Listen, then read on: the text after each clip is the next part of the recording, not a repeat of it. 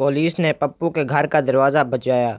पप्पू अंदर से बोला, कौन? पुलिस, दरवाज़ा खोलो, तुमसे बात करनी है। पप्पू, तुम लोग कितने हो? पुलिस, 3। पप्पू, तो आपस में बातें कर लो।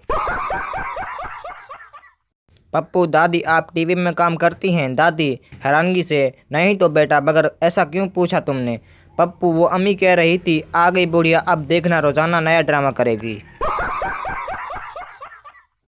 सीधा शेर सुनाते हुए, हमें तो अपनों ने लूटा, गैरों में कहाँ दम था, मेरी कश्ती वहाँ डूबी जहाँ पानी भी कम था।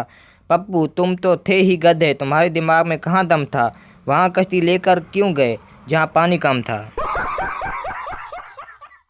डॉक्टर पागल से, तुम पागल कैसे हुए? पागल, मैंने एक बेवा से शादी की, उसकी जवान बेटी से मेरे बाप ने शादी की, मेरा बाप मेरा दामाद बन गया, मेरी वही बेटी मेरी माँ बन गई, उनके घर बेटी पैदा हुई तो वो मेरी बहन बन गई, मगर मैं उसी की नानी का शौहर था इसलिए वो मेरी नवासी हुई, और इस तरह मेरा बेटा अपनी दादी का भाई बन गया और मैं अपने बेटे का भांजा। डॉक्टर, चल उठ जा खोतेरा पुत्र, मैनू भी पागल करना ही।